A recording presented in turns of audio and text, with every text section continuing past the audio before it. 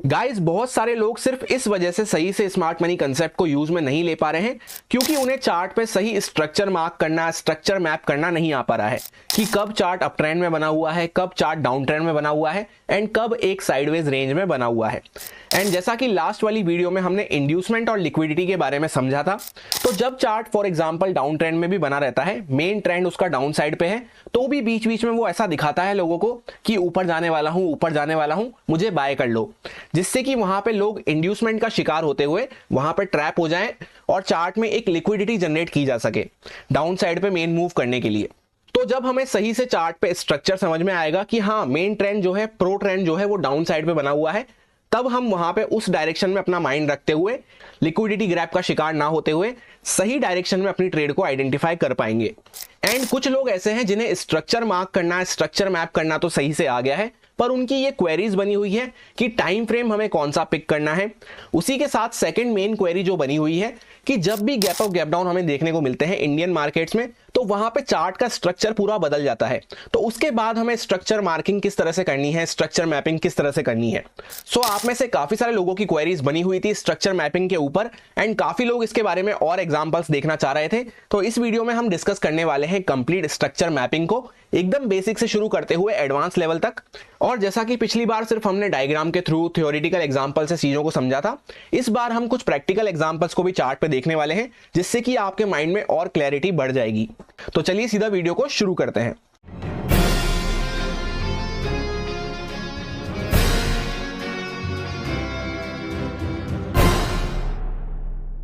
सबसे पहले जब भी हम स्ट्रक्चर मैप करने की बात करते हैं तो मेनली तीन टाइप के स्ट्रक्चर हमारे सामने होते हैं चार्ट पे। एक होता है जिसमें हाई और लो हमारा चेंज नहीं हो रहा, जो भी एक बार वैलिड हाई या वैलिड लो लग गया वो चेंज नहीं हो रहा है, उसके बीच में चार्ट इंटरनली काम कर रहा है। इंटरनली भले ही हमें ब्रेकआउट देखने को मिल रहे हो, ब्रेकडाउन देखने को मिल रहे हो, पर वहां पे मेन हाई और लो चेंज नहीं हो रहा है, तो ये साइडवेज स्ट्रक्चर होता है, साइडवेज मार्केट हम इसको कंसिडर कर सकते हैं। उसके बाद सेकंड टाइप का जो स्ट्रक्चर होता है, वहां पे लोज को बार बार चार्ट ब्रेकडाउन करता हुआ चलता है, इस वजह से लोअर हाइज और लोअर लोज का यहां पे हमें कंसेप्ट देखने को मिलता है, डाउन ट्रेंड जिसको हम कहते हैं आम भाषा में। जैसा मैंने आपसे कहा, स्ट्रक्चर मैपिंग में ट्रेंड जैसा कुछ भी नहीं होता है, यहां पे सिर्फ हाइज और लो को हमें कंसिडर करना होता है, उसी के अकॉर्डिंग चार्ट का स्ट्रक्चर आइडेंटिफाई करना होता है। और वहीं पे दूसरी तरफ जहां पे हाइज बार बार ब्रेकआउट होते हुए चल रहे हैं इस तरह से, वहां पे हमें हायर हाइज और हायर लोज का स्ट्रक्चर देखने को मिलता है, जो कि कहीं ना कहीं पे पॉजिटिव साइड पे इंडिकेट करता है। अब उसके बाद स्ट्रक्चर मैपिंग में नेक्स्ट इंपॉर्टेंट टर्म जो आती है उसको कहते हैं BOS, बोस, यानी कि ब्रेक ऑफ स्ट्रक्चर। यहां पे जब चार्ट डाउन ट्रेंड में बना हुआ है, इस तरह से लोअर हाइज लोअर लोज के स्ट्रक्चर में बना हुआ है, एवरी टाइम जहां पे वो अपने एक वैलिड लो को यहां पे क्रॉस करता है, वहां पे एक BOS हमें होता हुआ नजर आता है। जब भी वैलिड लो क्रॉस होगा वहां पे बोस होता हुआ नजर आएगा। सिमिलरली चार्ट अगर अप साइड पे बना हुआ है, हायर हाइज हायर लोज के स्ट्रक्चर में बना हुआ है, तो एवरी टाइम जब वो अपने हाई को ब्रेकआउट करेगा, हाई के ऊपर कैंडल क्लोज करेगा, सिर्फ यहां पे अगर मार्केट इस तरह से ऊपर जाता है और कैंडल क्लोज नहीं हो पाती, विक ऊपर निकलती है, शेडो ऊपर निकलती है कैंडल की, पर कैंडल क्लोज नहीं हो पाती, तो वहां पे BOS होता हुआ नजर नहीं आता है, वहां पे सिर्फ लिक्विडिटी स्वीप होती हुई हमें नजर आती है। तो सिंपली कैंडल क्लोजिंग की हमें जरूरत होती है। इस ब्रेक ऑफ स्ट्रक्चर टर्म के थ्रू हम ये समझ सकते हैं कि सेम जो ट्रेंड चल रहा है, सेम जो साइड का मोमेंटम चल रहा है, वही कंटिन्यू होता हुआ चल रहा है। उसके बाद सेकंड इंपॉर्टेंट टर्म जो रहती है स्ट्रक्चर मैपिंग में, वो होती है CHOCH, जिसको चोक कहा जाता है, चोंच कहा जाता है। फुल फॉर्म इसकी होती है change of character. Change of character का मतलब सिंपली ये है कि चार्ट डाउन साइड पे चलता हुआ आ रहा था, लो को ब्रेक करता हुआ आ रहा था, ब्रेक ऑफ स्ट्रक्चर करता हुआ, अचानक से उसने एक अपने हाई को क्रॉस कर दिया, वैलिड हाई को क्रॉस कर दिया, तो वहां पे कैरेक्टर जो है चार्ट का चेंज होता हुआ हमें नजर आता है। अभी चार्ट डाउन साइड पे बना हुआ था, अब यहां से चार्ट अप साइड पे जाना चालू कर देगा। सिमिलरली हाइज को अपन ब्रेकआउट करते हुए आ रहे थे, break of structure same trend में कंटिन्यू होते हुए आ रहे थे, अचानक से मार्केट में एक वैलिड लो को यहां पे ब्रेक डाउन कर दिया, तो वहां पे हमें चोक होता हुआ नजर आ गया डाउन ट्रेंड के लिए। उसके बाद से हम वहां पे ये समझना चालू कर देंगे कि यहां पे लोज को ब्रेक डाउन करता हुआ मार्केट चल सकता है, तो वापस से यहां पे लोज ब्रेक डाउन होना चालू होंगे, तो ब्रेक ऑफ स्ट्रक्चर होना चालू हो जाएगा। और वापस से एक बार रिपीट कर देता हूं, स्ट्रक्चर मैपिंग में ट्रेंड जैसी कोई भी चीज नहीं है, स्ट्रक्चर चार्ट का चेंज होता हुआ नजर आ रहा है, तो हमें वहां पे चोक देखने को मिलेगा, CHOCH। सेम स्ट्रक्चर कंटिन्यू है तो ब्रेक ऑफ स्ट्रक्चर देखने को मिलेगा। इतना एकदम हमने ये बेसिक डिस्कस करा है, जो कि पहले वाली वीडियो में भी हमने डिस्कस किया था। आप में से काफी सारे लोगों को तो समझ में आ गया था, जिनको नहीं आया था समझ में, आई होप इस एग्जाम्पल के बाद समझ में आ गया होगा। यहां तक तो मोस्टली किसी को भी डिफिकल्टी फेस करनी नहीं पड़ती है। मेन जो डिफिकल्टी लोग फेस करते हैं कि एक वैलिड हाई और एक वैलिड लो को हम किस तरह से मार्क कर सकते हैं, उससे भी इंपॉर्टेंट डिफिकल्टी जो लोग फेस करते हैं कि कब ये वैलिड हाई और लो हमें चेंज होते हुए नजर आते हैं। क्योंकि अभी तो जैसे आपको यहाँ पे चार्ट का डायग्राम एकदम क्लीन देखने को मिल रहा है कि हाँ यार यहाँ पे डाउन ट्रेंड बना हुआ है, रेड कलर से भी मैंने मार्क कर रखा है, तो आसानी हो रही है आपको समझने में। और यहां से वापस से मार्केट ऊपर जाना चालू कर दिया तो हाई वगैरह आपको क्लियरली स्पॉट हो रहे हैं कि कब ब्रेक ऑफ स्ट्रक्चर हो रहा है, कब चेंज ऑफ कैरेक्टर हो रहा है। पर हकीकत में इतना आसान चार्ट हमें देखने को नहीं मिलता है, ये सिर्फ बुकिश लैंग्वेज का चार्ट होता है। रियल लाइफ में, रियल ट्रेडिंग में जो हमें चार्ट देखने को मिलता है वो कुछ इस टाइप का चार्ट देखने को मिलता है, जहां पे लोगों के मन में मेन कंफ्यूजन ही ये आता है कि कौन सा हाई और कौन सा लो को हमें पिक करना है और कब वो हाई और लो चेंज होते हुए नजर आ रहे हैं। तो उस बारे में मेनली ये वीडियो होने वाली है, क्योंकि अगर आपने गलत हाई और गलत लो को मार्क कर लिया तो वहां पे कभी भी आपको ब्रेक ऑफ स्ट्रक्चर होता हुआ नजर आ जाएगा, पर एक्चुअल में वहां पे ब्रेक ऑफ स्ट्रक्चर हुआ ही नहीं होगा। या फिर आपने सोचा, सपोज करते हैं यहाँ पे चार्ट डाउन ट्रेंड में बना हुआ है, कहीं से भी आपने देखा कि यहाँ पे हाई को ब्रेकआउट कर दिया है, तो वहां पे आपने सोचा चेंज ऑफ कैरेक्टर हो जाएगा, पर एक्चुअल में वहां पे चेंज ऑफ कैरेक्टर हुआ ही नहीं होगा और आप अननेसेसरी वहां पे अपसाइड की ट्रेड ढूंढना चालू कर देंगे, जबकि चार्ट अभी भी और नीचे जाना बाकी होगा। तो इस कंफ्यूजन को दूर करने के लिए आपको सही से हाई और लो को मार्क करना आना चाहिए। अब सपोज करते हैं हमने कोई चार्ट ओपन कर लिया, हमें पता नहीं है कि उसका स्ट्रक्चर कैसा है, तो वहां पे जो आपको सबसे बड़ी स्विंग देखने को मिल रही हो या फिर आंखों से इस टाइप का स्ट्रक्चर अगर आपको देखने को मिल रहा है, तो उसमें भी जो सबसे बड़ी स्विंग है उसका हाई पॉइंट और लो पॉइंट को आपको मार्क कर लेना है। और इसी के साथ सपोज करते हैं जैसे चार्ट यहाँ पे लाइव चल रहा है, यहां तक का चार्ट अभी बना हुआ है, तो थोड़ा पहले से हमें चार्ट पे स्ट्रक्चर मार्क करना चालू करना होता है, जिससे कि हम एक वैलिड स्ट्रक्चर फाइंड आउट करते हुए आ सके आगे। तो जैसे हमने यहाँ पे एक हाई पॉइंट और एक लो पॉइंट को मार्क कर लिया, बड़ी सी स्विंग को एक मार्क कर लिया, उसके बाद हमें वेट करना है कब वो हाई पॉइंट और लो पॉइंट को चार्ट ब्रेकआउट ब्रेकडाउन करता है। जैसे यहाँ पे आपको देखने को मिलेगा लो पॉइंट को चार्ट ने ब्रेकडाउन किया। अब इसके बीच में जो यहाँ पे ब्रेकडाउन हो रहे हैं, ये कोई भी हमारे काम के नहीं होते हैं, ये इंटरनल ब्रेकआउट ब्रेकडाउन होते हैं। अननेसेसरी लोग इसमें ही ट्रैप होते हुए नजर आते हैं। जब एक इंपॉर्टेंट हाई और एक इंपॉर्टेंट लो क्रॉस होगा, वहीं पे हमारा स्ट्रक्चर चेंज होता हुआ नजर आता है। उसके बीच में जो सारा काम चल रहा है वो इंटरनल लिक्विडिटी के लिए होता है। उस पे बीच में हम किस तरह से ट्रेड प्लान करते हैं इंटरनल लिक्विडिटीज में, उसके लिए हम आगे किसी और वीडियो में बात करेंगे। फिलहाल हम एक वैलिड स्ट्रक्चर मार्क करना सीख रहे हैं। अब जैसे सपोज यहाँ पे चार्ट ने लो को ब्रेक डाउन कर दिया, एक वैलिड लो लगा हुआ था यहाँ पे, मान लिया उसको चार्ट ने ब्रेक डाउन कर दिया, तो सपोज करते हैं कि चार्ट का स्ट्रक्चर यहाँ पे डाउन साइड पे कंटिन्यू होता हुआ चल रहा है, ब्रेक ऑफ स्ट्रक्चर हमने मार्क कर लिया, या फिर अगर आंखों से हमें दिख रहा था कि इस टाइप से चार्ट ऊपर जा रहा था, तो चेंज ऑफ कैरेक्टर हम इसको मान सकते हैं। कुल मिला के हमें ये समझ में आना चाहिए बस कि चार्ट साइडवेज है, नीचे जा रहा है या ऊपर जा रहा है।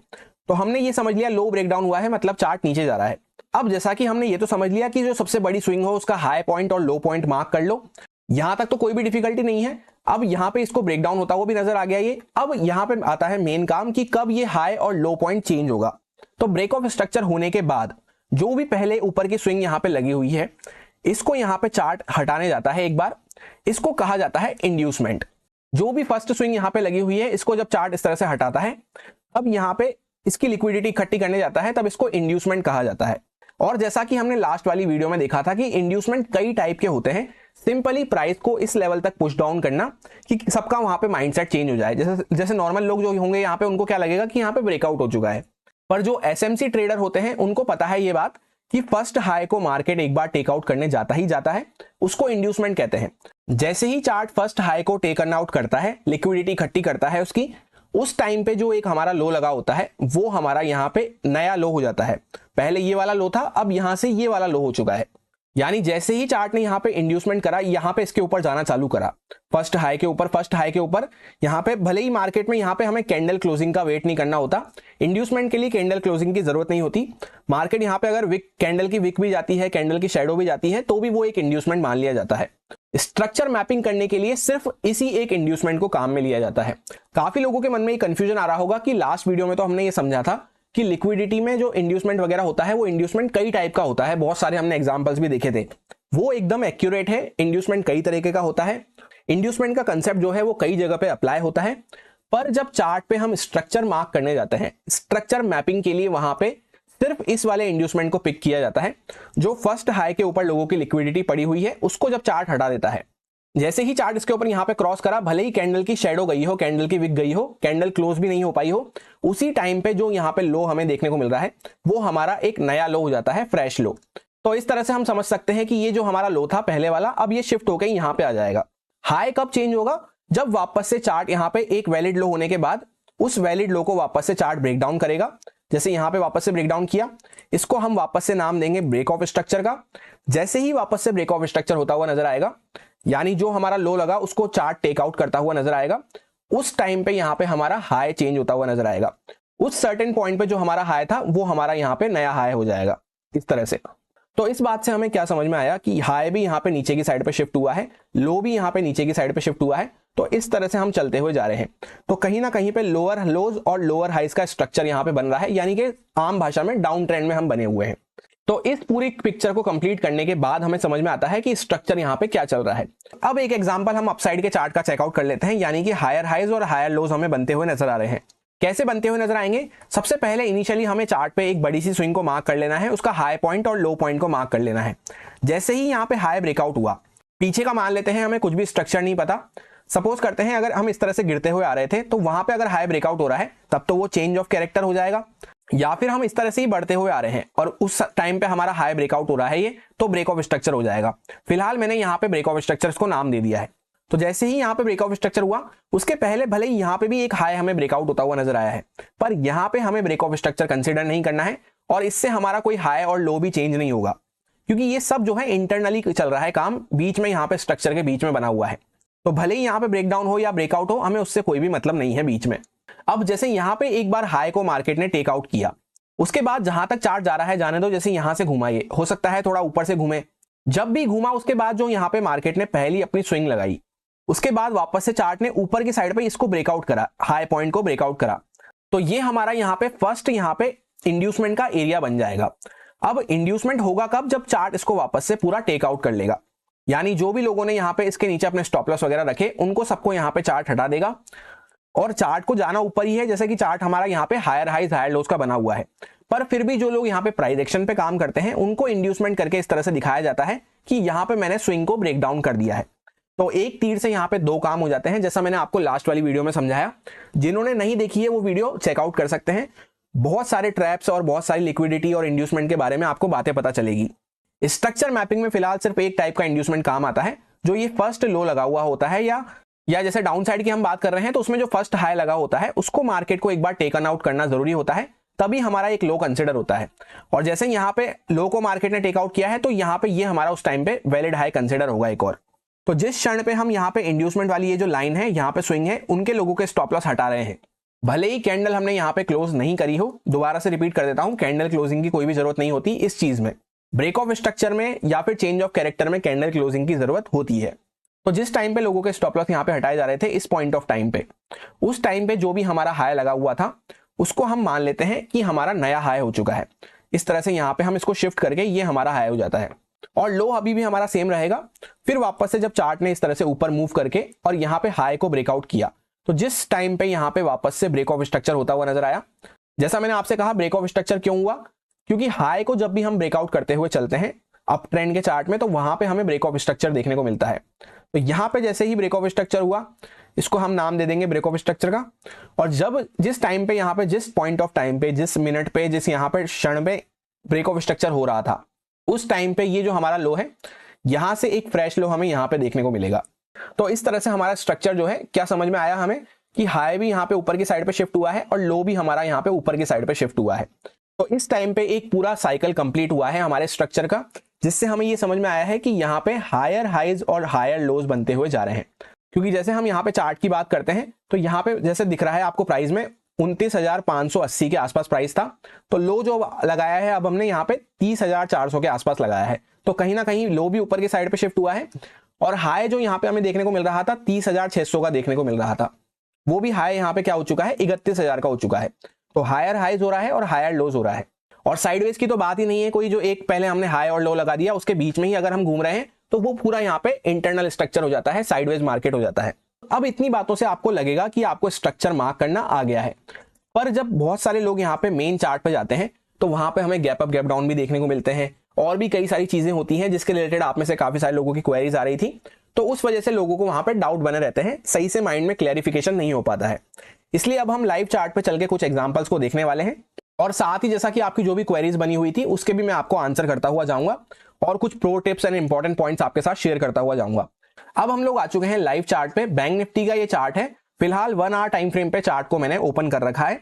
अब जैसा कि टाइम फ्रेम की बात चली है तो आप में से काफी सारे लोगों की ये क्वेरीज आ रही थी कि टाइम फ्रेम हमें कौन सा पिक करना है स्ट्रक्चर मार्क करते हुए, या फिर स्मार्ट मनी कंसेप्ट में टाइम फ्रेम कौन सा पिक किया जाता है, सबसे अच्छा टाइम फ्रेम कौन सा होता है। तो उसका सिंपल सा आंसर ये है कि एक नहीं 2 टाइम फ्रेम आपको पिक करने पड़ेंगे। पहला टाइम फ्रेम तो रहेगा हायर टाइम फ्रेम HTF जिसको बोलते हैं, जिसमें आपका स्ट्रक्चर मेन मार्क होगा कि मेन ट्रेंड क्या चल रहा है। दूसरा रहेगा एक लोअर टाइम फ्रेम जिसपे भी आपको स्ट्रक्चर मार्क करना है, पर उस पे स्ट्रक्चर आपको इसलिए मार्क करना है ताकि आप उस पे एंट्रीज अपनी प्लान कर सकें। तो दोनों पे आपको स्ट्रक्चर समझ में आने चाहिए। सो स्मार्ट मनी कंसेप्ट में simply multi time frame analysis इसी तरह से किया जाता है कि एक कोई भी हायर टाइम फ्रेम पिक कर लिया और एक लोअर टाइम फ्रेम पिक कर लिया, दोनों पे स्ट्रक्चर को समझ लिया, फिर लोअर टाइम फ्रेम पे एंट्री प्लान कर ली। अब मल्टी टाइम फ्रेम किस तरह से हो सकता है कि for example 1 hour time frame आपने ले लिया और सेकंड आपने 15 मिनट टाइम फ्रेम ले लिया, या दूसरा जैसे आपने 15 मिनट टाइम फ्रेम ले लिया और एक आपने 5 मिनट टाइम फ्रेम ले लिया, या 3 मिनट टाइम फ्रेम ले लिया।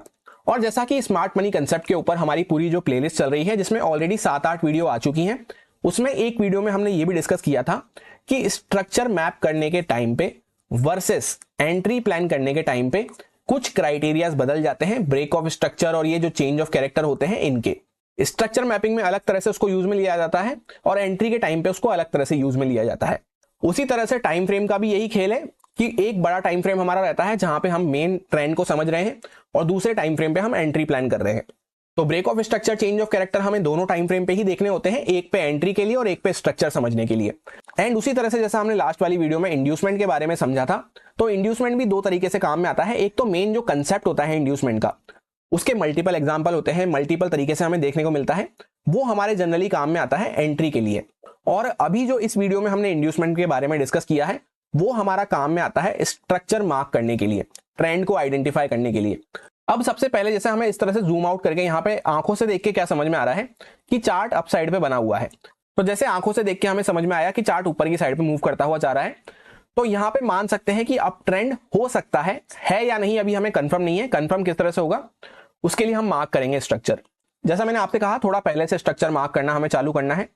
तो यहाँ पे हमें देखना है कि कोई एक बड़ी सी स्विंग हमें मिल जाए जिसका हम हाई पॉइंट और लो पॉइंट मार्क कर सकें। जैसे यहाँ पे एक छोटा मोटा मूव हुआ, छोटा मोटा मूव हुआ, ये एक बड़ा मूव हमें देखने को मिल रहा है जो कंपैरेटिवली पीछे के मूव से काफी बड़ा है और अच्छा खासा इसमें चार्ट फॉल हुआ है। तो इसका हाई पॉइंट और इसका लो पॉइंट हम मार्क कर लेंगे। इस तरह से मैंने यहाँ पे एक बड़ी सी स्विंग का हाई पॉइंट और लो पॉइंट को मार्क कर लिया। अब मुझे सिर्फ वेट करना है, बीच में क्या हो रहा है उससे मुझे कुछ भी मतलब नहीं है। वेट करना है, जब जैसे ही इसका हाई और लो क्रॉस होगा वहां पे मुझे देखना है आगे की स्ट्रक्चर को। आप में से काफी सारे लोगों के डाउट आएंगे कि हमें कैसे पता चलेगा यही स्विंग को पिक करना है। तो कोई सी भी बड़ी सी स्विंग को आप पिक कर लो, इसको भी आप पिक कर सकते थे, या यहां से यहां तक का भी इस मूव को भी अच्छा खासा मूव है, इसको भी पिक कर सकते थे। तो यहाँ पे हाई और लो मार्क करेंगे तो भी सेम ही आउटकम हमें देखने को मिलने वाले हैं। अब जैसा कि हमें यहाँ पे क्या देखने को मिला कि यहाँ पे एक ब्रेक ऑफ स्ट्रक्चर होता हुआ नजर आया है हमें, क्योंकि हम क्या मान रहे थे कि चार्ट अपसाइड पे बना हुआ है और कंफर्मेशन भी हमें अपसाइड का ही मिला है। हाई को ब्रेकआउट किया है चार्ट ने, इसके ऊपर कैंडल क्लोज करी है। तो हाँ, हम यहाँ पे मान सकते हैं कि ब्रेक ऑफ स्ट्रक्चर हुआ है, क्योंकि सेम डायरेक्शन में हम प्रेडिक्ट कर रहे थे और उसी डायरेक्शन में हाई को ब्रेकआउट किया है, तो ब्रेक ऑफ स्ट्रक्चर हुआ है। अदरवाइज होता क्या यहाँ पे कि हम तो अपसाइड के लिए सोच रहे थे चार्ट, यानी आंखों से देखकर हमें अपसाइड का पता चल रहा था, पर लो को चार्ट ब्रेक डाउन कर देता तो फिर हम यहाँ पे चेंज ऑफ कैरेक्टर उसको लिखते। अब जैसा कि हाई के ऊपर कैंडल क्लोज हो चुकी है, उसके बाद यहाँ पे चार्ट ने कैंडल क्लोज करने के बाद वापस से रीटेस्ट करा और ऊपर जाना चालू किया, तो यहाँ पे एक हमारा स्विंग पॉइंट लग चुका है। जैसा मैंने आपसे कहा था, जो फर्स्ट यहाँ पे स्विंग पॉइंट होता है वो हमारे किस काम आता है, इंड्यूसमेंट कलेक्ट करने के, जिससे चार्ट पे लिक्विडिटी जनरेट की जा सके। अब ये जो इंड्यूसमेंट हमें देखने को मिलता है फर्स्ट स्विंग को यहाँ पे ब्रेकआउट करके, ब्रेक डाउन करके, उसमें लोगों को एक मेन कंफ्यूजन क्या आता है वो मैं आपको बता देता हूं, जिससे कि आपको वो प्रॉब्लम फेस करनी ना पड़े। अब जैसा कि यहाँ पे हमारा ब्रेक ऑफ स्ट्रक्चर हुआ था, उसके बाद फर्स्ट स्विंग मार्केट को टेकन आउट करनी होती है इंड्यूसमेंट के लिए। उसके लिए दो यहाँ पे मैंने आपको चार्ट प्रेजेंट किए हैं, कभी आपको ऐसा देखने को मिलेगा और कभी आपको ऐसा देखने को मिलेगा। लोग यहाँ पे मेजर मिस्टेक क्या करते हैं उसको समझना इंपॉर्टेंट हो जाता है। जैसे सपोज करते हैं यहाँ पे चार्ट ने जब ब्रेकआउट किया, उसके बाद फर्स्ट जो यहाँ पे लो लगाया, उसके बाद वापस से जब चार्ट ऊपर निकल गया, तो यहाँ पे एक स्विंग हमें देखने को मिली। तो यहाँ पे हम वेट कर रहे हैं कि चार्ट जब इसको टेकन आउट करेगा तो ये हमारा एक इंड्यूसमेंट होगा। पर चार्ट ने क्या करा, चार्ट ऊपर जाता रहा, वापस से एक बार नीचे आया और वापस से उसके ऊपर ब्रेकआउट कर दिया। तो अब हम क्या वेट कर रहे हैं, हमारी जो स्विंग है वो ऊपर की साइड पे शिफ्ट हो चुकी है, तो इस पे यहाँ पे हम इंड्यूसमेंट का वेट कर रहे हैं। फिर जब चार्ट ने इसको यहाँ पे टेकन आउट किया, यहाँ पे लिक्विडिटी हटा ली लोगों की, यहाँ पे लोगों के स्टॉप लॉस हटा लिए, तब यहाँ पे एक हमारा इंड्यूसमेंट कंफर्म होता हुआ नजर आया। उसके बाद जो ये हमारा उस टाइम पे हाई लगा हुआ था, ये हमारा नेक्स्ट हाई बन जाता है। अब वहीं पे दूसरी तरफ क्या होता है, यहाँ पे जैसे ही चार्ट ने ब्रेक ऑफ स्ट्रक्चर किया, फर्स्ट स्विंग के हम टेकन आउट होने का वेट कर रहे हैं इंड्यूसमेंट के लिए, पर यहाँ पे टेकन आउट नहीं हुई, ऊपर निकल गया चार्ट। तो ऊपर निकल गया तो अगली स्विंग वापस से कब कंफर्म होती है, जब इसके ऊपर हम निकल जाते हैं। ये ना कोई ब्रेक ऑफ स्ट्रक्चर है, ना कोई यहाँ पे नया हाई शिफ्ट हो रहा है, बस हम इसलिए वेट कर रहे हैं ताकि हमारा नेक्स्ट स्विंग कंफर्म हो जाए, या फिर इसी स्विंग को टेकन आउट करके यहाँ पे इंड्यूसमेंट ले ले। यहाँ पे चार्ट ऊपर निकल गया, तो अब ये हमारी स्विंग बन चुकी है इंड्यूसमेंट के लिए। इसके पीछे का एकदम कॉमन लॉजिक ये हो जाता है, क्योंकि लोग जो होते हैं, जैसे यहाँ पे चार्ट ने वापस से ऊपर निकलना चालू कर दिया, तो अपने स्टॉप लॉस पहले यहाँ पे रख रखे होंगे, तो यहाँ पे ले आते हैं, फिर यहाँ पे ले आते हैं। इस तरह से लोग अपने रिटेलर्स वगैरह, न्यू प्राइस एक्शन ट्रेडर्स जो होते हैं, वो अपने स्टॉप लॉस को ट्रेल करना पसंद करते हैं। तो जो भी नई स्विंग लगती हुई जाती है, वहां पे हमें इंड्यूसमेंट को ट्रेल करते हुए जाना है, जब तक कि एक बार इंड्यूसमेंट टेकन आउट नहीं हो जाता है, तभी जाके फिर हमारा एक वैलिड हाई कंसिडर होगा। क्योंकि यहाँ पे निकला तो हमारा हाई नहीं है, ये भी हमारा कोई हाई नहीं है, ये भी हमारा कोई हाई नहीं है। अब मैं आपको बताने जा रहा हूं कि यहाँ पे लोग सबसे बड़ी गलती क्या करते हैं। जैसे यहाँ पे चार्ट इस तरह से चलता हुआ जा रहा था, एक बार उसने यहाँ पे इंटरनल ऊपर जाने का ट्राई करा, पर इसको क्रॉस ना करते हुए वापस से नीचे आके इसको ब्रेक डाउन कर दिया। तो लोग क्या सोचते हैं कि यहाँ पे ये इंड्यूसमेंट हो चुका है। इस तरह से लोग इसको इंड्यूसमेंट मान के यहाँ पे कोशिश करते हैं स्ट्रक्चर मार्क करने की। एक्चुअल में अब यहाँ पे हुआ क्या है, ये इंड्यूसमेंट तो है, पर ये स्ट्रक्चर मैपिंग के लिए काम में नहीं आएगा। वापस से रिपीट कर देता हूं, ये एक तरह का इंड्यूसमेंट तो है। यहाँ पे लोगों के स्टॉप लॉस इकट्ठे करे गए हैं और वापस से चार्ट अगर यहाँ से ऊपर जाना चालू भी करता है, तो ये एक इंड्यूसमेंट तो है, पर स्ट्रक्चर मैपिंग की अभी हम बात कर रहे हैं। स्ट्रक्चर मैपिंग के केस में इसको इंड्यूसमेंट कंसिडर नहीं किया जाता है। इंड्यूसमेंट सिर्फ उसी यहाँ पे स्विंग को कंसिडर किया जाता है जिसके चार्ट एक बार यहाँ पे ऊपर निकल गया हो। जैसे यहाँ से ऊपर निकल गया था, तो इस स्विंग को कंसिडर किया जाएगा। यहाँ से भी ऊपर निकल गया था चार्ट, तो इस स्विंग को कंसिडर किया जाएगा। यहाँ से ये ऊपर निकला ही नहीं था, तो अभी ये इंटरनल घूम रहा है, इंटरनल रेंज के अंदर में घूम रहा है, तो उसमें चाहे ये ब्रेकडाउन भी कर देता है, तो ये हमारा इंड्यूसमेंट नहीं कहलाएगा। हमारा इंड्यूसमेंट अभी भी क्या लगा हुआ है, यही हमारा इंड्यूसमेंट लगा रहेगा। फिर भले ही चार्ट यहाँ पे इसके नीचे आने के बाद अगर यहाँ पे इसको टेक डाउन कर लेता है, तब ये हमारा यहाँ पे इंड्यूसमेंट कंफर्म होगा। ये इस लेवल पे किस चीज के लिए, स्ट्रक्चर मैपिंग के लिए। अब सपोज करते हैं यहाँ पे इस तरह से ना करते हुए ये नीचे आया, यहाँ पे एक इंड्यूसमेंट तो है, पर वो स्ट्रक्चर मैपिंग वाले काम का नहीं है, वापस से ऊपर निकल गया इस वाले हाई के ऊपर, जो यहाँ पे हमारा ये हाई लगा हुआ था, इसके ऊपर ये जा चुका है, नया प्राइस हमें ऊपर देखने को मिला है। उसके बाद हम यहाँ पे इंड्यूसमेंट को शिफ्ट कर सकते हैं नीचे की साइड पे, कि हाँ ये हमारी एक स्विंग बन चुकी है। फिर भले ही यहाँ से वापस आके जब इसको टेकन आउट करेगा, तो हमारा यहाँ पे इंड्यूसमेंट मान लिया जाएगा। और जिस क्षण पे ये यहाँ पे इसको टेकन आउट कर रहा होगा, लोगों की यहाँ पे लिक्विडिटी हटा रहा होगा, लोगों के स्टॉप लॉस हटते हुए नजर आएंगे, उस टाइम पे हमारा ये जो हाई लगा हुआ है, ये हमारा एक नया हाई बन जाता है। अब वापस से आ जाते हैं हम हमारे रियल एग्जांपल पे। तो यहाँ पे हमें क्या देखने को मिल रहा है, चार्ट ने वापस से एक नीचे की साइड पे स्विंग लगाई, तो ये हमारा अभी इंड्यूसमेंट की तरह से काम कर रहा है। उसके बाद चार्ट ने ये जो पूरा मूव दिया है, ये सिंगल लेग में एक मूव दिया है, इसमें कोई भी बीच में हमें वापस से एक स्विंग देखने को नहीं मिल रही है, तो ये ही हमारा यहाँ पे इंड्यूसमेंट की तरह से काम करेगा। हमें इसको इस तरह से यहाँ पे मार्क करके रख लेना है कि ये हमारा इंड्यूसमेंट है, इसको हम नाम दे देंगे यहाँ पे इंड्यूसमेंट का।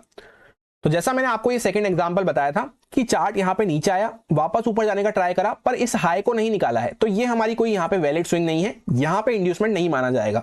किस केस के लिए, स्ट्रक्चर मैपिंग के लिए।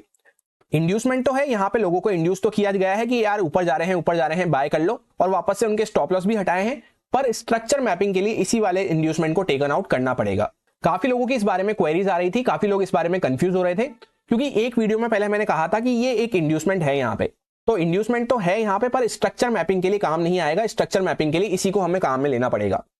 हालांकि वो अलग बात है कि इसने पूरे एक स्विंग के अंदर में ही यहाँ पे सबको क्लियर कर दिया, तो स्ट्रक्चर हमारा वैसे भी सेम ही बना रहा है, क्योंकि एक पूरे मोमेंटम में ही सारे यहाँ पे ये वाला इंड्यूसमेंट हो चाहे ये वाला इंड्यूसमेंट हो, दोनों को एक साथ ले लिया है। पर एक्चुअल में हमें यहाँ पे ले जाने के बाद, तो इस तरह से हम यहाँ पे जो अपना हाई था उसको यहाँ पे शिफ्ट करके ऊपर की साइड पे रख देंगे। ये पॉइंट हमारा हाई पॉइंट बन चुका है। लो हमारा कब चेंज होता है, जब वापस से चार्ट यहाँ से इंड्यूसमेंट लेने के बाद ऊपर जाके इस हाई को यहाँ पे ब्रेकआउट करता, तो इस पॉइंट ऑफ टाइम पे ये पॉइंट हमारा लो बन जाता, पर ऐसा कुछ हुआ ही नहीं, तो यहाँ पे लो हमारा अभी भी सेम चलता हुआ आ रहा है। तो हमारा वैलिड हाई ये है और वैलिड लो ये है, तो मार्केट अभी उसके अंदर में घूम रहा है। तो बेसिकली यहाँ पे क्या हो रहा है कि 1 आवर टाइम फ्रेम पे कोई भी यहाँ पे नया ट्रेंड हमें देखने को नहीं मिल रहा है, ना तो सेम ट्रेंड कंटिन्यू हो रहा है, ना ट्रेंड चेंज हो रहा है, तो यहाँ पे एक साइडवेज रेंज हमें देखने को मिल रही है 1 आवर टाइम फ्रेम पे। तो इसके रिलेटेड एक पर्सन का यहाँ पे कमेंट आया था, क्वेरी आई थी कि जब कोई हमारा वैलिड ब्रेक ऑफ स्ट्रक्चर या फिर चेंज ऑफ कैरेक्टर नहीं हो रहा है, ना हम हाई को ब्रेक कर रहे हैं ना हम लो को ब्रेक कर रहे हैं, तो उस टाइम पे हम किस तरह से ऑर्डर ब्लॉक वगैरह मार्क करें, किस तरह से एंट्री प्लान करें, किस तरह के मोमेंटम प्लान करें। तो उसके लिए सबसे बेस्ट प्रो टिप मैं आपके साथ ये शेयर करता हूं। जैसे 1 आवर टाइम फ्रेम पे ब्रेकआउट ब्रेकडाउन होते हुए नजर नहीं आ रहे, यानी change of character break of structure नहीं होते हुए नजर आ रहे, तो थोड़ा लोअर टाइम फ्रेम पे शिफ्ट हो जाओ, 15 मिनट टाइम फ्रेम पे वहां पे चले जाओ। उससे क्या होगा, वहां पे आपको ब्रेक ऑफ स्ट्रक्चर वगैरह होते हुए नजर आ जाएंगे। तो उस अकॉर्डिंग आप वहां पे स्ट्रक्चर मार्क करके फिर उसको 5 मिनट या फिर 3 मिनट या फिर 1 मिनट टाइम फ्रेम पे एंट्री प्लान कर सकते हो। अब उसके आगे हमें क्या देखने को मिलेगा, यहां पे लो को मार्केट ने ब्रेक डाउन कर दिया, बड़ा सा गैप डाउन खुला मार्केट और लो यहां पे टेकन आउट हो चुका था और हाई के आसपास तक भी नहीं गया मार्केट। तो कहीं ना कहीं यहां पे क्या होता हुआ नजर आ रहा है, चेंज ऑफ कैरेक्टर। तो इसको हमें इस तरह से मार्क करना होगा, इस लो पॉइंट को यहां पे लगा के, और इसको हम नाम दे देंगे change of character down side का। तो जो भी स्मार्ट मनी कंसेप्ट के ट्रेडर होते हैं जिन्हें स्ट्रक्चर मार्क करना सही से आता है, वो इस टाइप की बीच में यहाँ पे रेंज में जो ये ब्रेकआउट ब्रेकडाउन हमें देखने को मिलते हैं, जैसे यहाँ पे ब्रेकडाउन हुआ फिर वापस से चार्ट ऊपर जाना चालू कर दिया, तो इन सब में ट्रैप होते हुए नजर नहीं आते हैं, क्योंकि उन्हें ये पता होता है कि यहाँ पे मार्केट अभी एक्चुअल में साइडवेज बना हुआ है। तो ऊपर नीचे बोथ साइड के हमें यहाँ पे मोमेंटम देखने को मिलते हैं। और जैसा मैंने आपसे कहा था, 15 मिनट टाइम फ्रेम पे जाके हम वहां पे स्ट्रक्चर समझ सकते हैं अगर यहाँ पे कुछ ब्रेकआउट ब्रेकडाउन नहीं हो रहा है तो उसमें भी हमें इस बात का ध्यान रखते हुए चलना है कि दोनों साइड के हमें मोमेंटम मिल सकते हैं। तो टारगेट वगैरह छोटे रखते हुए, ट्रेल करते हुए अच्छे से हम प्लान कर सकते हैं लोअर टाइम फ्रेम पे अगर हम शिफ्ट हो रहे हैं तो, क्योंकि मेनली तो हमें ये समझ में आ गया कि अभी हम एक रेंज के अंदर में फंसे हुए हैं। अब जैसा कि यहाँ पे एक बड़े से गैप डाउन के साथ हमें चेंज ऑफ कैरेक्टर देखने को मिल रहा है, इसके रिलेटेड आप में से काफी सारे लोगों की क्वेरीज बनी हुई थी कि जब भी इंडियन मार्केट में बड़े गैप अप गैप डाउन हमें देखने को मिलते हैं, उसके बाद हमारा स्ट्रक्चर बिगड़ जाता है। तो वहां पे हम किस तरह से स्ट्रक्चर मैपिंग कर सकते हैं, क्या हमें गैप अप गैप डाउन को कंसिडर करना होता है या फिर नहीं करना होता, तो उसका मैं आपको यहाँ पे आंसर करने वाला हूं। ये जो गैप अप गैप डाउन है, एक्चुअल में हो क्या रहा है, प्राइस नीचे की साइड पे शिफ्ट हो रहा है, प्राइस यहाँ पे नीचे की साइड पे पुश डाउन हो रहा है, तो हमें इन गैप अप गैप डाउन को भी यहाँ पे कंसिडर करना होता है। अब उसके बाद सेकंड जो लोगों की क्वेरी बनी हुई थी कि बड़े गैप अप गैप डाउन की वजह से हमें समझ में नहीं आता कि स्ट्रक्चर किस तरह से वर्क करता हुआ नजर आ रहा है। तो अगर आपको चार्ट पे गैप अप गैप डाउन देखना अच्छा नहीं लगता है, आपको पूरा एक फ्लो में चार्ट चाहिए जैसा फॉरेक्स का, क्रिप्टो का चार्ट हमें देखने को मिलता है जहां पे कोई भी गैप्स देखने को नहीं मिलते हैं, तो इस इंडिकेटर को आप यूज कर सकते हैं। नो गैप्स आप यहाँ पे आके सर्च करेंगे तो नो गैप्स कैंडल्स के नाम से यहाँ पे एक इंडिकेटर आ जाएगा, उसको आप सिंपली चार्ट पे प्लेस कर सकते हैं। जब इसको आप यहाँ पे इस तरह से चार्ट पे प्लेस कर लेंगे, उसके बाद मैं आपको यहाँ पे ओपन करके दिखा देता हूँ, ये इस तरह से आपको देखने को मिलेगा, सारे गैप्स को आपके यहाँ पे कवर कर देगा। तो इससे आप फिर आसानी से पता लगा सकते हैं कि स्ट्रक्चर किस तरह से शिफ्ट हो रहा है। इंडिकेटर की अगर आपको सेटिंग चाहिए तो इस तरह से आप कर सकते हैं। पहले इनपुट्स में मैंने कोई भी बॉक्स को यहाँ पे टिक नहीं कर रखा है, उसके बाद स्टाइल में नॉर्मली है, यहाँ पे डिफॉल्ट सेटिंग है सारी, उसके बाद विजिबिलिटी में भी सब कुछ यहाँ पे डिफॉल्ट है। इस इंडिकेटर को मैं पर्सनली पहले यूज लिया करता था, जहां पे गैप्स की वजह से प्राइस में मुझे कंफ्यूजन पैदा होता था कि यार सही से स्ट्रक्चर किस तरह से मार्क करें। तो आप भी इसकी हेल्प ले सकते हैं, क्योंकि अभी आप देखेंगे तो यहाँ पे बहुत सारे गैप्स आपको देखने को मिल रहे हैं। जैसे ही आपने इसको ऑन करा तो यहाँ पे सारे गैप्स बीच बीच के गायब हो चुके हैं। अभी फिलहाल मैं इसको यहाँ पे हटा देता हूँ, इसकी मेरे को कोई भी जरूरत नहीं है। अब जैसा कि इस लेवल के आसपास से हमने यहाँ पे चेंज ऑफ कैरेक्टर किया था, तो जिस पॉइंट पे यहाँ पे चेंज ऑफ कैरेक्टर हो रहा था, तो उस टाइम पे हमें हाई यहाँ पे ऊपर की साइड पे यहाँ पे शिफ्ट कर देना है, क्योंकि ये हमारा एक इंपॉर्टेंट हाई हो चुका है, अब वैलिड हाई। और लो अभी भी हमारा वही रहेगा। लो कब चेंज होगा उसको ध्यान से देखना, यहां से लेकर पूरा गैप डाउन खुला मार्केट, उसके बाद कंटिन्यू फॉल करता रहा, यहां से यहां तक एक सिंगल लेग में हमें मूव देखने को मिल रहा है प्राइस का, तो ये पूरा की पूरा हमारा एक स्विंग है। उसके बाद यहां पे लो लगा के चार्ट ने इसको बिना ब्रेकडाउन करे ऊपर जाने का ट्राई करा, तो यहां से बीच में भले ही मार्केट घूमता रहा हो, उससे हमें कोई भी मतलब नहीं है इंटरनल मूव से। यहां से लो लगा के पूरा ये जो यहां तक चार्ट ऊपर गया, ये पूरा यहां पे सेकंड लेग का मूव है, पूरा सिंगल। तो जैसा हमने यहां पे प्लान किया था कि ये इस तरह से स्विंग बन चुकी है, नीचे आ गए हम। अब ये स्विंग को मार्केट यहां पे टेकन आउट करेगा, तभी यहां पे हमारा फर्स्ट इंड्यूसमेंट कहलाएगा। इस यहां पे हाई को यहां पे टेकन आउट करना जरूरी है इंड्यूसमेंट के लिए। अब जैसा कि अप ट्रेंड के एग्जांपल में हमने देखा था कि फर्स्ट लो को जब मार्केट टेकन आउट करता है तो वहां पे हमारा नया हाई बन जाता है। उसी तरह से यहां पे जब डाउन ट्रेंड में फर्स्ट हाई को मार्केट टेकन आउट करेगा तो वहां पे एक हमारा वैलिड लो कंसिडर हो जाएगा। और अगर नीचे शिफ्ट होते हुए जा रहे हैं स्विंग पॉइंट, जैसे यहां पे एक स्विंग था तो ये हमारा इंड्यूसमेंट था, इसको मार्केट ने टेकन आउट नहीं किया, नीचे एक और वापस से स्विंग लगा दी, क्योंकि यहां पे नीचे ब्रेकडाउन करके वापस ऊपर आके यहां पे इसको ब्रेकडाउन कर चुका है चार्ट। तो यहां पे एक कंप्लीट स्विंग यहां पे जब होती है, जब ये पूरा ब्रेकडाउन हो जाए, तो ये हमारा अब इंड्यूसमेंट बन जाता है यहाँ पे। तो जब चार्ट इसको यहाँ पे लेगा इस तरह से, तभी हमारा इंड्यूसमेंट कंफर्म होगा। और जैसा मैंने आपको उसमें बताया था कि लोग गलती क्या करते हैं, ये हमारा जैसा इंड्यूसमेंट था, चार्ट ने नीचे प्राइस पुश डाउन करा, वापस ऊपर आया, पर यहाँ पे इसको ब्रेक डाउन नहीं किया, तो हमारा इंड्यूसमेंट यहाँ पे शिफ्ट नहीं होगा, क्योंकि ये पूरी स्विंग यहाँ पे इस तरह से कंप्लीट होती है जब ये नीचे आ जाता। तब ये जो हमारा पॉइंट है यहाँ पे स्विंग का तब कंफर्म होता है जब पूरा इस तरह से साइकिल कंप्लीट हो जाती है, इसके नीचे हम आ चुके होते हैं। पर ऐसा कुछ हुआ ही नहीं, बीच में यहाँ पे चार्ट ऊपर गया, इस तरह से नीचे आया, इसको ब्रेक डाउन नहीं किया और वापस ऊपर निकल गया, तो ये हमारा यहाँ पे इंड्यूसमेंट नहीं कहलाएगा। इंड्यूसमेंट अभी भी हमारा वही लगा रहेगा। तो ऐसा ही कुछ यहाँ पे होता हुआ नजर आया है कि चार्ट वन लेग में पूरा नीचे की साइड पे मूव किया, उसके बाद ऊपर जाना चालू करा, वापस नीचे आया और इसको ब्रेकआउट तो करा ऊपर, या जैसे आप यहाँ पे माने नीचे वापस आया, वापस ऊपर गया और उसके भी ऊपर चला गया, तो यहाँ पे ये सारे पॉइंट ब्रेकआउट तो करे उसने, पर ये हमारा कोई वैलिड स्विंग है ही नहीं। हमारा इस तरह से पूरा ये स्विंग चल रहा है, यहाँ पे पूरा नीचे आए, डॉट लो लगाया और वापस ऊपर गए, तो ये पूरा हमारा एक पूरा स्विंग है। इस तरह से आपको कभी कभी कैंडल्स यहाँ पे कंफ्यूज कर सकती हैं, पर कैंडल से आपको यहाँ पे माइंड को अपने चेंज नहीं करना है, आपको कंसेप्ट समझ में आना चाहिए कि प्राइस का जो पूरा सिंगल लेग में मूव चलता है वो पूरी एक लेग होती है, दूसरी लेग लगी, तीसरी लेग वापस से यहाँ पे ब्रेक डाउन करे, तो 3 लेग कंप्लीट होने के बाद एक यहाँ पे स्विंग कंप्लीट होती है। पर बहुत सारे लोग क्या करते हैं, फर्स्ट लेग लगी, दूसरी लेग और तीसरी लेग आधी ही होती है, मतलब 2.5 लेग होती है यहाँ पे, तीसरी तो हो ही नहीं पाती, 2.5 होती है, उसके पहले से ही अगर चार्ट ऊपर घूम जाता है तो यहाँ पे उसको इंड्यूसमेंट मार्क करना चालू कर देते हैं। और जैसा मैंने आपसे कहा, ये एक प्रॉपर इंड्यूसमेंट है, पर ये स्ट्रक्चर मैपिंग में कुछ भी काम नहीं आएगा। स्ट्रक्चर मैपिंग के लिए हमें तीनों लेग कंप्लीट चाहिए, इस तरह से ये ब्रेकडाउन होना चाहिए पूरा, तभी हमारी ये स्विंग कंप्लीट होती है। और उसको जब यहाँ पे चार्ट टेकन आउट करेगा, जैसे यहाँ पे टेकन आउट करा, तो ये हमारा इंड्यूसमेंट कहलाएगा। और जैसा कि हमारा लास्ट जो लो लगा हुआ था वो यहाँ पे लगा हुआ था, ये अब यहाँ से शिफ्ट होके वहां पे चला जाएगा जहां पे इंड्यूसमेंट होते टाइम हमारा लोअर पॉइंट लगा हुआ है। यहाँ पे ये हमारा फ्रेश लो बन चुका है और हाई अभी भी हमारा वही है। ये हाई हमारा जब यहाँ पे नीचे की साइड पे चेंज होता हुआ नजर आएगा, जहां पे भी आएगा, जबकि ये यहाँ पे लो मार्केट ब्रेकडाउन कर देता है, इसके नीचे जब हम आ जाते हैं तो जो उस टाइम पे यहाँ पे हाई लगा हुआ रहेगा वो हमारा मेन हाई हो जाएगा। भले ही जैसे इसी लेग में हम यहाँ पे इसको ब्रेकडाउन कर देते हैं तो फिर ये हमारा मेन हाई हो जाएगा यहाँ पे। इस तरह से प्राइस की आपको पूरी पूरी लेग को पकड़ना होता है। ये एक सिंगल लेग है, ये उसके बाद सेकंड लेग, थर्ड लेग, वापस गए, इंड्यूसमेंट यहाँ पे कलेक्ट किया, वापस ये पूरा नीचे आ रहे हैं, ये पूरी की पूरी एक सिंगल लेग है। तो अगर यहाँ पे लो ब्रेकडाउन हो जाता है तो उस पॉइंट ऑफ टाइम पे ये हमारा हाई हो जाएगा। पर अभी फिलहाल ऐसा कुछ भी नहीं है, तो हाई हमारा वही चलता हुआ आ रहा है, तो इसलिए हम हाई को यहाँ पे हटा देते हैं और लो हमारा यहाँ पे कंफर्म हो चुका है। तो फिलहाल के लिए अभी हमारी यहां से लेकर के यहां तक की एक पूरी ये हमारे हाई और लो की रेंज है। अब नेक्स्ट जो हमारी वीडियो आने वाली है उसमें हम लोअर टाइम फ्रेम पे जाके स्ट्रक्चर को, बोस, चोक, इंड्यूसमेंट वगैरह को यूज लेते हुए किस तरह से एंट्री प्लान कर सकते हैं, ऑर्डर ब्लॉक वगैरह किस तरह से टच करके वहां पे एंट्री प्लान कर सकते हैं, उन सब बारे में समझने वाले हैं अपकमिंग 2 से 3 वीडियोस में। तो अगर आपको अभी तक स्ट्रक्चर मैपिंग सही से समझ में नहीं आई है तो इस वीडियो को एक बार दोबारा देख सकते हैं। एक वीडियो और आ रखी है ऑलरेडी स्ट्रक्चर मैपिंग पे, उसको भी चेकआउट कर सकते हैं। सही एंट्री हम जब भी प्लान कर पाएंगे जब हमें स्ट्रक्चर मैपिंग आती हो एक, तो उसके बाद इंड्यूसमेंट और लिक्विडिटी का काम समझ में आता हो। अदरवाइज हमें स्ट्रक्चर मैपिंग नहीं आती है तो हमें सही डायरेक्शन नहीं पता होगा कि किस साइड पे हमें जाना है। इंड्यूसमेंट, लिक्विडिटी समझ में नहीं आते तो हम ट्रैप का शिकार होते रहेंगे।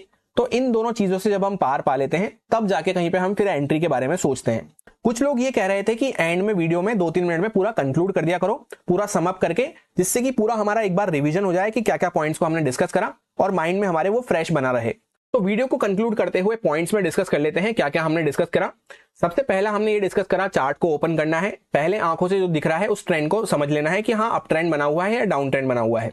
उसको कंफर्मेशन प्रोवाइड करने के लिए चार्ट पे हमें देखना है छोटी छोटी जो स्विंग हमें देखने को मिल रही है उससे एक बड़ी सी स्विंग हमें यहाँ पे देखने को मिले। जैसे हमारे केस में हमने ये बड़ी सी स्विंग ली थी, उसका हाई और लो हमें मार्क कर लेना है। आप कोई सी भी स्विंग ले सकते हैं, इस स्विंग को भी आप पिक कर सकते थे। तो उसके बाद आपको आगे उस तरह से ही चार्ट स्ट्रक्चर मार्क करते हुए जाना है।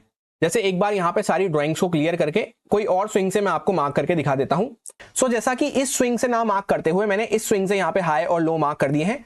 मैंने सोचा ये छोटी स्विंग है, यहाँ पे ये बड़ी सी स्विंग मुझे देखने को मिली, हाई और लो मैंने मार्क कर दिए। पहले अपन आंखों से देख के क्या समझ रहे थे कि चार्ट अप साइड पे बना हुआ है, तो मैं अप ट्रेंड मान रहा था। यहाँ पे पर मार्केट ने इस तरह से लो को वापस से ब्रेक डाउन कर दिया, इस टाइम पे यहाँ पे लो के नीचे कैंडल क्लोज कर दी।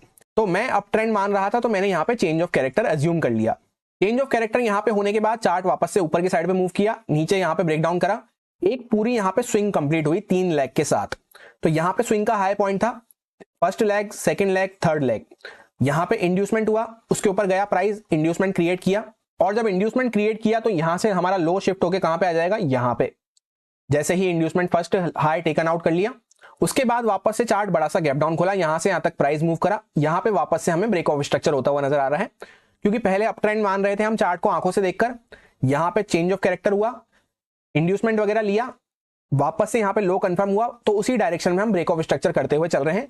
तो इस तरह से यहाँ पे हमारे टर्म्स चेंज हो गए, यहाँ पे इंड्यूसमेंट वगैरह चेंज हो गए, हाई लो चेंज हो गए, पर आगे की पिक्चर आपको वापस से सेम ही देखने को मिलेगी कि यहाँ से ब्रेक ऑफ स्ट्रक्चर हुआ डाउन साइड पे, तो वापस से ये फर्स्ट लेग, सेकंड लेग पूरी यहां तक गई, थर्ड लेग, तो यहाँ पे वापस से ये वही इंड्यूसमेंट है जिसको हमने पहले मार्क किया था। और जिस टाइम पे यहाँ पे हमने इंड्यूसमेंट लिया तो ये हमारा यहाँ पे नेक्स्ट लो यहाँ पे शिफ्ट हो गया, इस तरह से ये हमारा लो बन गया।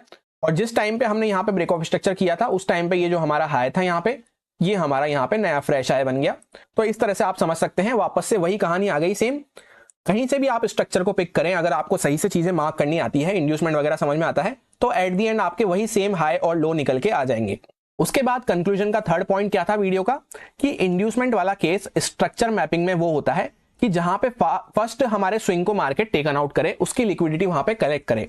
उसके बाद फोर्थ कंक्लूजन पॉइंट, जैसे ही चार्ट इंड्यूसमेंट ले लेता है, डाउन ट्रेंड के चार्ट में जैसे ही इंड्यूसमेंट हुआ तो हमारा वहां पे एक लो कंफर्म हो जाता है, स्विंग हाई टेकन आउट होते ही। अप ट्रेंड के चार्ट में जैसे ही मार्केट ने इंड्यूसमेंट लिया तो वहां पे हमारा हाई कंफर्म हो जाता है। और दूसरा, जैसे डाउन ट्रेंड का चार्ट है तो वहां पे हाई हमारा कब शिफ्ट होगा, जब वापस से ब्रेक ऑफ स्ट्रक्चर होता हुआ नजर आएगा। जैसे यहाँ पे ब्रेक ऑफ स्ट्रक्चर हुआ तो उसका हाई हमारा हाई बन जाएगा। और जो अपसाइड का चार्ट था उसमें हमारा लो कब शिफ्ट होता है, जब वापस से यहाँ पे ब्रेक ऑफ स्ट्रक्चर हमें देखने को मिलता है। जैसे यहाँ पे ब्रेक ऑफ स्ट्रक्चर हुआ तो ये हमारा फिर यहाँ पे इंपॉर्टेंट लो लग गया था। उसके बाद कंक्लूजन पॉइंट नंबर फिफ्थ, की टाइम फ्रेम हमें कौन सा रखना है। एक हमें रखना है हायर टाइम फ्रेम जिसपे मेन स्ट्रक्चर मार्क होगा, एक हमें रखना है लोअर टाइम फ्रेम जिसपे हम स्ट्रक्चर समझ के फिर उस पर एंट्री प्लान करेंगे। उसके बाद सिक्स्थ कंक्लूजन पॉइंट, की गैप्स हमें परेशान करते हैं, गैप्स की वजह से हम सही से स्ट्रक्चर मार्क नहीं कर पाते, तो उसका छुटकारा मैंने आपको बता दिया। इंडिकेटर आप लगा सकते हैं, नो गैप्स कैंडल्स के नाम से वो आपको मिल जाएगा। उसके बाद सेवंथ कंक्लूजन पॉइंट, की स्ट्रक्चर मैपिंग के टाइम पे कुछ कंसेप्ट्स को थोड़ा मॉडिफाई करके यूज किया जाता है, वर्सेस नॉर्मल केस में उस कंसेप्ट का काम अलग होता है, या फिर एंट्री के केस में उस कंसेप्ट का काम अलग होता है। तो उससे हमें यहाँ पे कंफ्यूज नहीं होना है कि यार स्ट्रक्चर मैपिंग में तो इस तरह से हम काम में ले रहे हैं, बाकी टाइम पे तो ये इस तरह से काम में आ रहा है, चाहे वो ब्रेक ऑफ स्ट्रक्चर हो गया, चेंज ऑफ कैरेक्टर हो गया, या फिर इंड्यूसमेंट हो गया। और लास्ट कंक्लूजन पॉइंट, कि इसके आगे लोअर टाइम फ्रेम वगैरह पे हम किस तरह से एंट्री प्लान कर सकते हैं, वो सब हम समझने वाले हैं आगे आने वाली वीडियोस में। काफी पावर पैक वीडियोस आने वाली है। एंड वैसे तो मैंने सारी क्वेरीज आपकी क्लियर कर दी हैं, फिर भी अगर आपकी कोई क्वेरीज हो स्मार्ट मनी कंसेप्ट ओवरऑल के रिलेटेड तो आप कमेंट करके बता सकते हैं, नेक्स्ट वीडियो में उसको कवर करेंगे। और किस रिलेटेड आपको कंफ्यूजन बना हुआ है और किस रिलेटेड आप वीडियो चाहते हैं कमेंट करके बता सकते हैं। ये वीडियो अच्छा लगा हो तो लाइक एंड कमेंट करके अप्रिशिएट करना ना भूलें। कैसा लगा आपको वीडियो कमेंट करके जरूर बताना। कुछ बुरा भी लगा हो तो आप कमेंट करके फीडबैक दे सकते हैं, आपका फीडबैक हमेशा वैल्यूएबल रहेगा। इस वीडियो में फिलहाल इतना ही, मिलते हैं किसी नेक्स्ट वीडियो में। Thank you.